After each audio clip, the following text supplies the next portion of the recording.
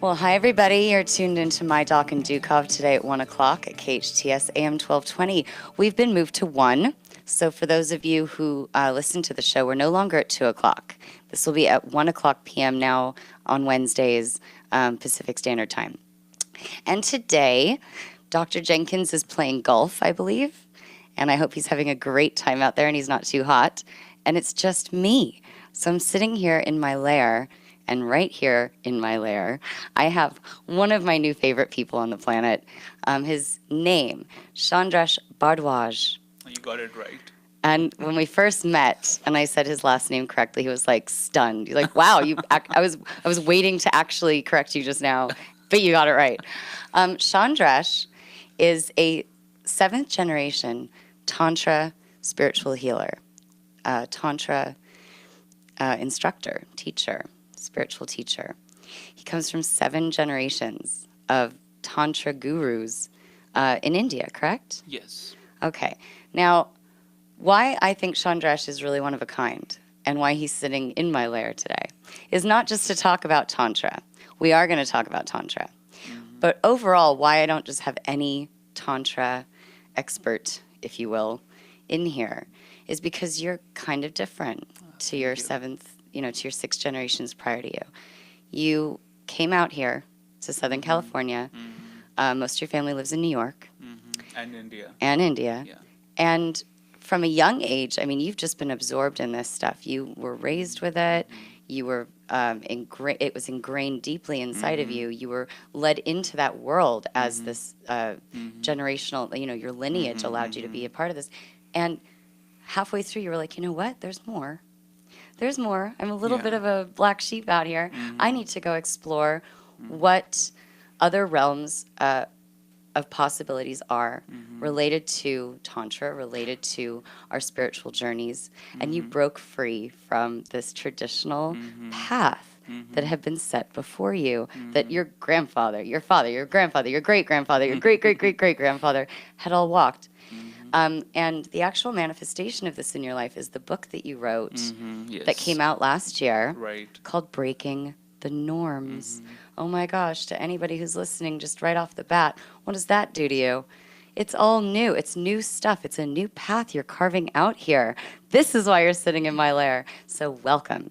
Thank you, Alicia. Let me introduce you a little bit, huh? Yeah, sure. Thank you. He's sitting here blushing. So you're based in Los Angeles. Yes. And you also travel the world and hold a lot of retreats. I realized you were just in Peru. Were you scouting out a new location? Right. A month ago, we were in Peru. We were scouting the locations for the next retreat. And you've done Bali. And Bali, India. I'm doing Greece in July. Oh, I'm so jealous. Can you just sign me up for all of them? Just you a are yes. Signed up. You are it's a yes from here on, okay? You're signed up.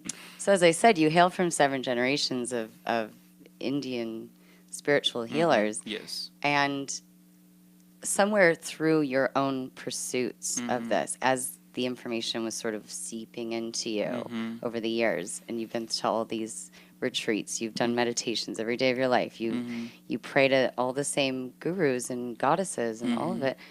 What started to happen inside of you that made you kind of look to the distant horizon and go, there's more out there, and I think I might be that person that bridges the gap between traditional and the modern, but you can't even call it modern. Yeah. Traditional and new. Yeah. There's something new out there that you are attempting to reach, and that's why you and I connect, because I'm also doing the same thing. Yeah. We're bridging science, spirituality, the traditional way of looking at life and all that we know, and we're taking that, and we're not trying to form anything new. We're actually embodying something new. And it's this generation. You're the same age as I am, right? You're 32, 33? 30. Yeah. I'm 33. I think there's something really special about our population, our generation. We are willing to try, I think, new zones. We are willing to break the old pattern. That's something really refreshing about this generation. And about your question of what started to happen within me, right? I think, that's how I look at life. There are 3 layers of spiritual path or life. When you are hungry for food, what's your biggest problem? Food, right? But when you have food, then you have 100 more problems. But when you don't have food, that becomes your biggest problem. Right. So I feel life moves in, these layers. There are three layers: bliss, truth, and consciousness. And there's a Sanskrit mantra for it. Wait, It's bliss, truth, and and consciousness. consciousness. And it happens in that order? Or I no? feel that's Interchangeable? how our meditation journey moves.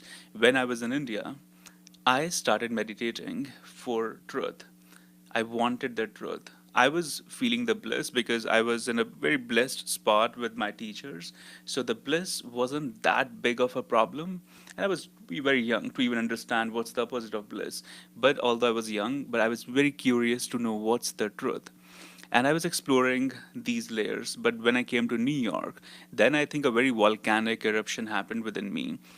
I realized I started talking about, by the way, about truth in New York in my business college. That let's, talk about truth and how enlightenment, meditation, tantra can help you attain the truth. Yeah, But because P.S., you have a business background as I'm well. So double he's very majoring. left-right brain.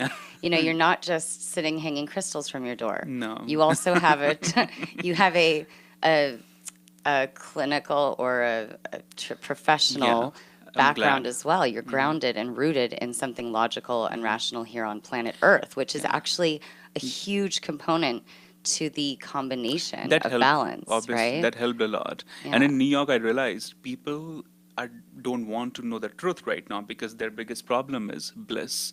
They have pain, misery, challenges, They're stress, lost. They feel anxiety. lost in themselves. Exactly. And if they're hungry for that, and I'm serving them truth or the highest layer consciousness, it's going to be very irrelevant and useless to them.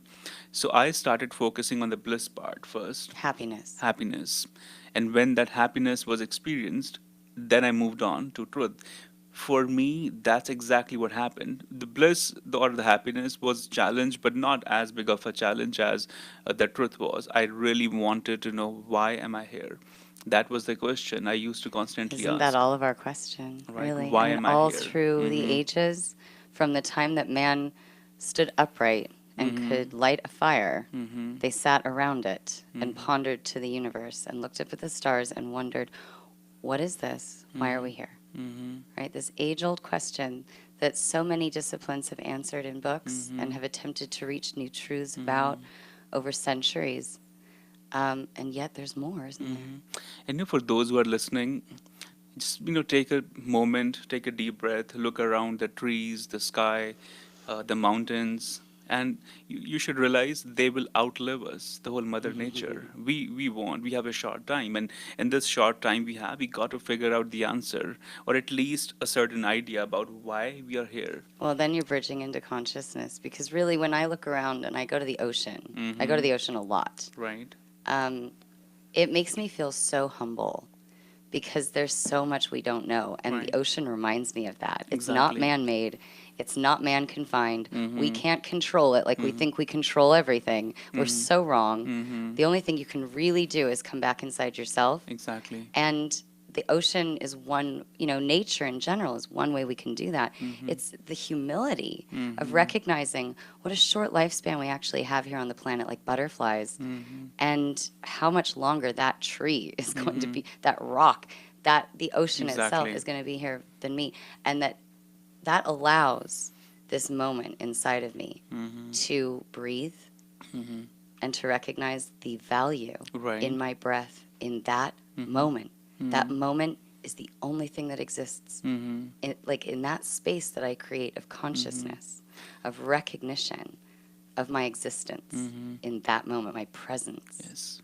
That's what it's all about. And you brought a very interesting point, Alicia. You said we think we know everything, but what I've realized in my journey, the only thing we know is that we don't know anything. Yes, Why is it so tough for us to accept that because of the ego. the ego, right? Well, and what do you call it? What is, all right, well, we're here to talk about all of this amazing stuff, but with the through line of Tantra, because I do want people to understand Right. what Tantra is today.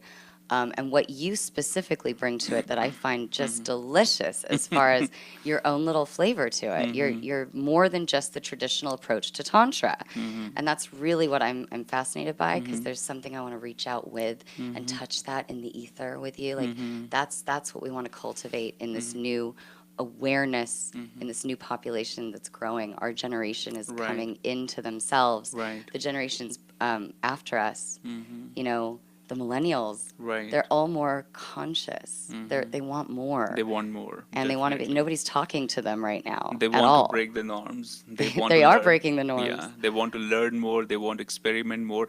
And what they really need is right guidance. Nobody's talking to them. Yeah. A lot of the population today, a lot of society misunderstands the millennials big time. They think that they're Exactly. these selfish, self-absorbed, Right. apathetic individuals, and it's actually so the opposite. Right. They care so much, more than any other generations prior to them, and maybe because they were born into a time that was so unstable and so, like, the rat race, it's so over. The rat race is so over. I feel they are more sincere and more truthful to their self.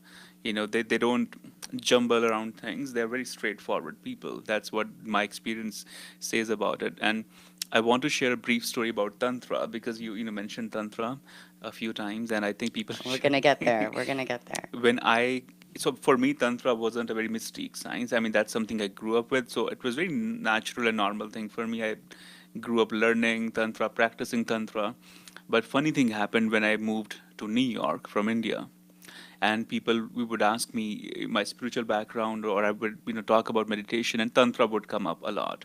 And the moment I would mention Tantra, I would see something, would happen on their face. I mean, the reactions happen, either gentle reaction or a cold reaction, but a reaction would always happen. There wasn't any moment when there was no reaction when I said Tantra. Because it's unusual. It's not something in our, Yeah. in America anyway. It's And that not was something in our. 8 years ago, 9 years ago when I was in college, right?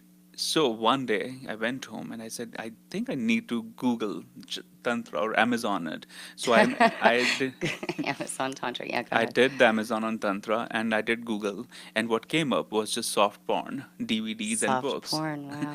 And I realized, oh my God, so that's why That's what they think it is. sometimes they would get close to me, sometimes They thought you were a porn director. sometimes they'll make a distance from me, but there was something always happening. So anyway, I called my father and I said, Dad, did you train me to be a sex therapist? And if you did, let's talk. I'm already in college. I can. You're like, I'm not saying no, but I Right, but kind of let's need talk. to know. And then he asked me why I'm asking this question, and then I mentioned about this whole glorification of sexual energy in Tantra, or at least that's what's in US or the Western world. And then he mentioned because sex sells, so the marketing gurus only picked sex, which is a tiny part of the whole Tantra science, and they started selling it, and they sold it in a very wrong packaging. They didn't even sell sex in the right way. They didn't even sell it as a gateway to spirituality. Uh-huh. They just sold it as basic It's a very acrobatic sex, how to yeah. get a better orgasm, Exactly. how to achieve, like, they didn't even use anything to do with enlightenment when Exactly. they were packaging that in the Western world. So anybody listening right now, if you're interested in knowing about Tantra, what it actually is, there's a reason that Chandresh is sitting here today. This is the topic of our show. We are going to get into what Tantra is. Right. And pretty soon from here. But we're still in that introduction phase, because really what I'm doing right now is I'm calling. I'm calling to those right now. You're very good at it. Calling the higher energies. Yes, I'm calling the energies right now. I'm calling those out there right now that are sitting here going, they didn't tune in to think about Tantra, but they're sitting here going, I want more. I know there's more. And maybe they're part of that generational, the millennials that I'm talking about right now, these younger generations that are not being reached. Right. They're not being talked to. And we understand them because we're part of them. Do you realize that you're a millennial? Yeah. I don't feel like one. I Right, feel we're such the an older old ones. soul. We're the older ones. Yeah, but yes, I understand the challenges, the curiosities that this generation has, and I think Tantra could be a great path for It is. everyone to practice. It's a beautiful path from what I know. And really, it's a spiritual path. It's at the base of it, really, it's about elevation of spirit. It's about coming home to yourself and elevating and enlightening yourself spiritually. But from what the Western world sees it, as you just said, it's been predominantly packaged as this mainly Acrobatic sexual sexuality. thing. That's Right. what it has become, unfortunately. So is that what inspired more of breaking the norms? Because you brought this to the Western world. You were here in America when you began breaking the norms. Yes, break the norms happened out of anger. It didn't happen out of compassion or love. I got pretty much angry about seeing how all of us, including me, we condition ourselves in past thought patterns, wrong definitions of sex, God, death, ego, relationships. All So these constructs, they're all exactly. constructs of thought. And I grew a little frustrated, and I decided to talk about it, share, first of all, understand my own, challenges with these concepts. And that's why the full title of the book is Questioning Everything You Think You Know About God and Truth, Life and Love, Death and Sex. So these were the challenges that I faced in my own journey. And in the book, I haven't mentioned any straightforward answer, because I think spirituality It's ever changing. doesn't have the right answers, but it has the right questions. And when you ask the right question, you will arrive at your right Your answer. answer. Exactly. Exactly, because we're all at different stages of evolution. We're all at different places in ourselves. We've all had different past experiences, so we all have different constructs. Exactly. I often talk about, and we see a tree out the window right now of the studio. I often actually refer to this as a very simple analogy. If you look at that same tree I'm looking at right now at our window, you're going to see a completely different tree than I am. Exactly. Because your past experiences about trees are totally different That's to beautiful. mine. Maybe you fell out of a tree when you were 5 years old and broke your Yeah, of arm, so that course. tree symbolizes some kind of trauma. Right. Maybe you spent summers climbing trees to get away from an abusive household. I mean, all of these things add to the tapestry of who we are as individuals. And that's why your spiritual journey should be individualized. And that's why your answers that you get, that you receive when you open to your own presence inside, are so much more powerful than anything you can get out of a book. And that's why I love Absolutely. what you just said. It's about the questions. Socrates used to say that. Socrates said, life is about asking questions. It's not about the answers. It's not. And look, here we all know this phrase. Right. It's about the destination, not the journey. I'm sorry, it's about the journey, not the destination. Excuse me. It's not about the journey. It's about I the was going to ask you, destination. did Socrates said this? You're It's like, about huh? the destination and not. Right. It's not about the destination. It's about the journey. And speaking of destination, we're heading to break right now. So we're going to talk more about breaking the norms when we get back from break. But thank you so much for Thank coming you. today. I'm so Thank you, excited to be Alicia. talking about this. See you guys soon.